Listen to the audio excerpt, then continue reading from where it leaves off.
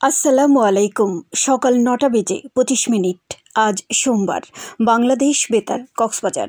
স্থানীয় খবরে স্বাগত জানাচ্ছি শামীম আক্তার।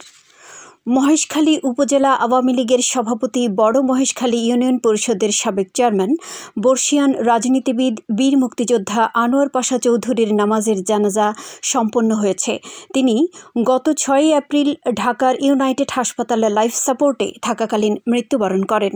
গতকাল বেলা ২টায় বড় মহেশখালী আনোয়ার পাশা চৌধুরী উচ্চ বিদ্যালয় মাঠে মরহুমের নামাজের জানাজা অনুষ্ঠিত হয়। নামাজের জানাজার পূর্বে সংক্ষিপ্ত বক্তব্য রাখেন বাংলাদেশ আওয়ামী লীগ কেন্দ্রীয় কমিটির ধর্ম বিষয়ক সম্পাদক অ্যাডভোকেট সিরাজুল মুস্তফা, জাতীয় সংসদের সরকার দলীয় হুইপ সাইমুম সরার কমল, জেলা আওয়ামী লীগের সভাপতি অ্যাডভোকেট ফরিদুল ইসলাম চৌধুরী, সাধারণ সম্পাদক মুজিবুর রহমান ও মহেশখালী কুতুবদিয়া আসনের সংসদ সদস্য আশিকুল্লাহ রফিক।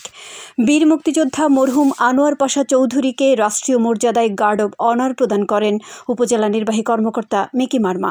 এদিকে বাংলাদেশ আওয়ামী লীগ কেন্দ্রীয় কমিটির দপ্তর বিষয়ক সম্পাদক ব্যারিস্টার বিপ্লব বড়ুয়া স্বাক্ষরিত এক বার্তায় বীর মুক্তিযোদ্ধা আনোয়ার পাশা চৌধুরীর মৃত্যুতে গভীর শোক ও শোকাহত পরিবারবর্গের প্রতি সমবেদনা জানিয়েছেন বাংলাদেশ আওয়ামী লীগ সভাপতি ও প্রধানমন্ত্রী শেখ হাসিনা এবং বাংলাদেশ আওয়ামী লীগ সাধারণ সম্পাদক, সড়ক পরিবহন ও সেতুমন্ত্রী ওবায়দুল কাদের। বাংলাদেশ জাতীয় সংসদের হুইপ সাইমুম সরার কমল এমপি বলেছেন, বিশ্বায়নের যুগে চ্যালেঞ্জ মোকাবেলায় প্রযুক্তি শিক্ষা ও কর্মমুখী শিক্ষাকে গুরুত্ব দিতে হবে। রামু প্রজন্ম ৯৫ আয়োজিত বৃত্তিপ্রাপ্ত কৃতি শিক্ষার্থীদের বৃত্তি প্রদান অনুষ্ঠানে প্রধান অতিথির বক্তব্যে তিনি একথা বলেন। গতকাল রামু স্বপ্নপুরী কমিউনিটি সেন্টারে অনুষ্ঠানে সভাপতিত্ব করেন নরসিংদী জেলা প্রশাসক ও প্রজন্ম ৯৫-এর সভাপতি ডক্টর বদিউল আলম পাভিল। অনুষ্ঠানে বিশেষ অতিথি ছিলেন রামু উপজেলা নির্বাহী কর্মকর্তা মোহাম্মদ রাশেদুল ইসলাম। শেষে প্রধান অতিথি দুস্থদের মাঝে ইফতার সামগ্রী ও জাকাত বিতরণ করেন। কক্সবাজারের রুখিয়ায় ডাম্পার ট্রাক চাপায় নিহত বন কর্মকর্তা মোহাম্মদ সাজ্জাদুজ্জামানের পরিবারের সদস্যদের ১৫ লক্ষ টাকা আর্থিক সহায়তা প্রদান করা হয়েছে। গতকাল নিহতের নিজ বাড়ি মুন্সিগঞ্জের গজারিয়া উপজেলার ভিটিকান্দি গ্রামে তার পরিবারের সদস্যদের সাথে দেখা করে চেক হস্তান্তর করেন পরিবেশ, বন ও জলবায়ু পরিবর্তন মন্ত্রী সাব্বির হোসেন চৌধুরী। এ সময় নিহত বন কর্মকর্তার মা এবং স্ত্রীর হাতে বন বিভাগের কর্মকর্তাদের একদিনের বেতন ১০ লক্ষ টাকার চেক এবং মন্ত্রণালয়ের তহবিল থেকে ৫ লক্ষ টাকা প্রদান করেন তিনি। পাশাপাশি নিহত বন কর্মকর্তার স্ত্রীকে চাকরির ব্যবস্থা করে দেওয়ার আশ্বাস দেন মন্ত্রী। পরে তিনি নিহতের কবর জিয়ারত করে রুহের মাগফিরাত কামনা করেন। এ সময় মন্ত্রী বলেন, বন কর্মকর্তা সাজ্জাদুজ্জামানের হত্যাকারীদের দৃষ্টান্তমূলক বিচার করে একটি নজির স্থাপন করা হবে, যাতে ভবিষ্যতে এ ধরনের কাজ করার কথা কেউ চিন্তা করতে না পারে। উল্লেখ্য, গত ৩১শে মার্চ রাতের আঁধারে পাহাড় কেটে ডাম্পার ট্রাকে করে মাটি পাচার করার সময় বাধা দিলে ড্রাম ট্রাক চাপা দিয়ে নির্মমভাবে হত্যা করা হয় বন কর্মকর্তা মোহাম্মদ সাজ্জাদুজ্জামানকে। টেকনাফে ২ কেজি ১২৮ গ্রাম ক্রিস্টাল মেথ আইস জব্দ করেছে বিজিবি। তবে এ ঘটনায় কাউকে আটক করা সম্ভব হয়নি।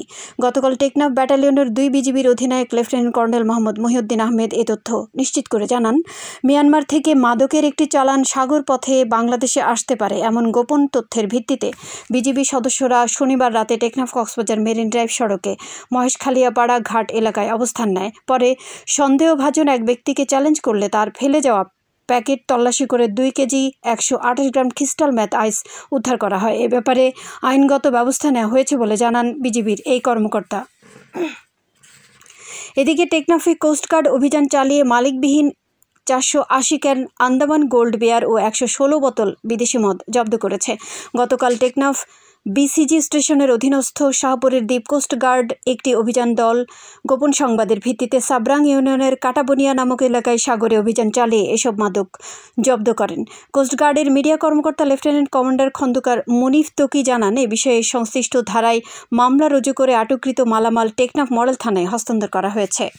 ঈদের ছুটিতে কক্সবাজারের পর্যটন কেন্দ্রগুলো পর্যটক বরণে প্রস্তুত হয়েছে। বিভিন্ন প্রতিষ্ঠান দিচ্ছে নানা ধরনের আকর্ষণীয় প্যাকেজ ও ছাড়। ঈদের এক সপ্তাহ আগে থেকেই হোটেল, মোটেল, গেস্ট হাউস ও কটেজের প্রায় 60% অগ্রিম বুকিং হয়ে গেছে। কক্সবাজার গেস্ট হাউস মালিক সমিতির সভাপতি আবুল কাশেম শিকদার বলেন, এবার ঈদ উল ফিতর ও পহেলা বৈশাখের ছুটি থাকায় বুকিং বেড়েছে। হোটেল কক্ষ ভাড়ায় সর্বোচ্চ 60% পর্যন্ত ছাড় চলবে ঈদ পর্যন্ত। পর্যটক হয়রানি বন্ধে ভ্রাম্যমাণ আদালত পরিচালনার কথা জানিয়েছেন জেলা প্রশাসনের অতিরিক্ত জেলা magistrate Yamin Hossain. Cox's Bazar iconic rail স্টেশনের মাস্টার মেহেদি হাসান বলেন, পর্যটকদের জন্য স্পেশাল বিশেষ ট্রেন বরাদ্দ দেওয়া হয়েছে। কক্সবাজার বিমানবন্দরের ব্যবস্থাপক গোলাম মুর্তজা হোসেন জানান, এবারের ঈদে ফ্লাইট বাড়ানোর পরিকল্পনা রয়েছে। পর্যটকদের নিরাপত্তা নিশ্চিত করতে টুরিস্ট পুলিশ নানা উদ্যোগ নিয়েছে বলে জানান টুরিস্ট পুলিশের অতিরিক্ত ডিআইজি আপিল মাহমুদ। জেলা প্রশাসক মোহাম্মদ শাহিন ইমরান বলেন, ঈদে পর্যটন এলাকায় বিশেষ নজরদারি থাকবে। আবহাওয়া এখন জানিয়ে দিচ্ছি বাঁকখালী নদীর মোহনা ও সংলগ্ন এলাকার সামুদ্রিক ঝড় ভাটার সময়সূচি।